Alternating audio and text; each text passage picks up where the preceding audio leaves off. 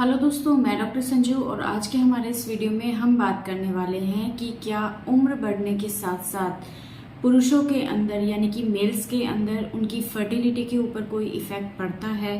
Fertility का मतलब होता है प्रजनन क्षमता, यानी कि बच्चा पैदा करने की जो क्षमता है, क्या पुरुषों के अंदर भी उम्र बढ़ने के साथ साथ कम होती चली जाती है। क्योंकि बहुत से लोगों को यही लगता है कि सिर्फ महिलाओं के साथ ही ये प्रॉब्लम रहती है। महिलाओं की उम्र जब 40-45 के आसपास होती है, जब उनको महीना बंद हो जाता है, उसके बाद वो माँ नहीं बन सकती हैं। लेकिन जो मेल्स होते हैं वो पूरी जिंदगी कभी भी बच्चा पैदा करवा सकते हैं। तो क्या ये चीज सही है? तो आज के इस वीडियो में हम इसी टॉपिक के बारे में बात करने वाले हैं। तो देखिए, फीमेल्स की तरह ही मेल्स के अंदर भी जो फर्टिलिटी है वो उम्र बढ़ने के साथ साथ कम होती चली जाती है। 40 की एज के बाद कुछ ऐसी परेशानियां हैं जो कि मेल्स के अंदर दिखाई देती है और उनका सीधा असर उनकी फर्टिलिटी के ऊपर पड़ता है।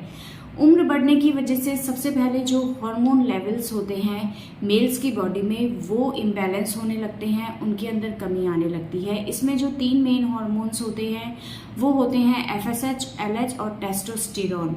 इनमें से जो टेस्टोस्टेरोन हार्मोन होता है वो मेल हार्मोन होता है।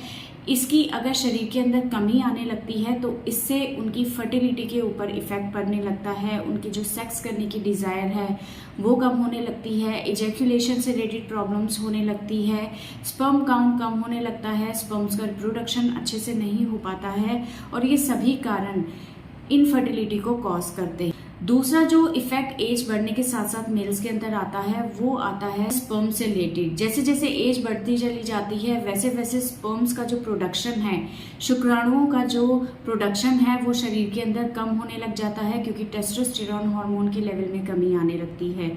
इसी तरह से जो उसकी मोटिलिटी होती है, यानी कि जो हेल्दी स्पर्म्स होते हैं उनकी संख्या में कमी आने लगती है।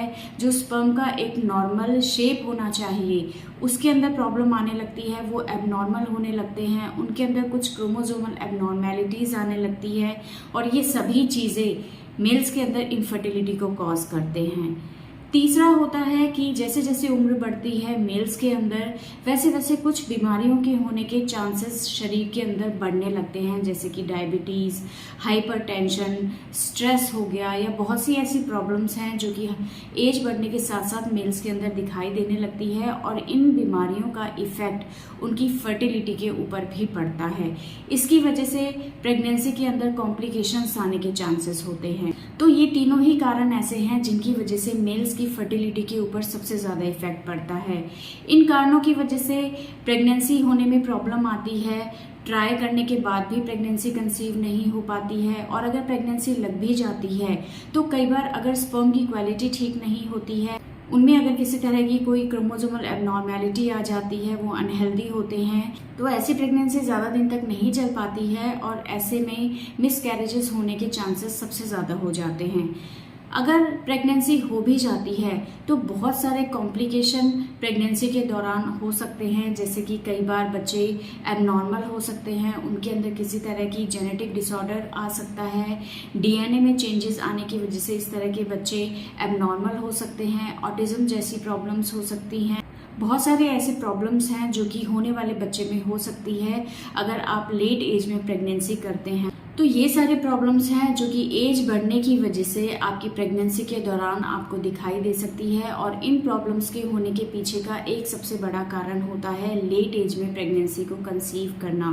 तो इन चीज़ों को देखते हुए हम ये चीज़ कह सकते हैं कि उम्र बढ़ने का इफेक्ट सिर्फ महिलाओं के शरीर पर ही नहीं पड़ता है, बल्कि मेल्स की फर्टिलिटी के ऊपर भी इसका उतना ही इफेक्ट पड़ता है जितना कि महिलाओं के शरीर के ऊपर। तो अगर आप चाहते हैं कि आपको प्रेगनेंसी नॉर्मल कंसीव हो, आपकी प्रेगनेंसी के दौरान किसी तरह की कोई कॉम्प्लिकेशन ना आए और आपका होने वाला बच्चा बिल्कुल हेल्दी हो, तो उसके लिए जितना हो सके आपको एक सही एज में आपकी प्रेगनेंसी को प्लान करना चाहिए।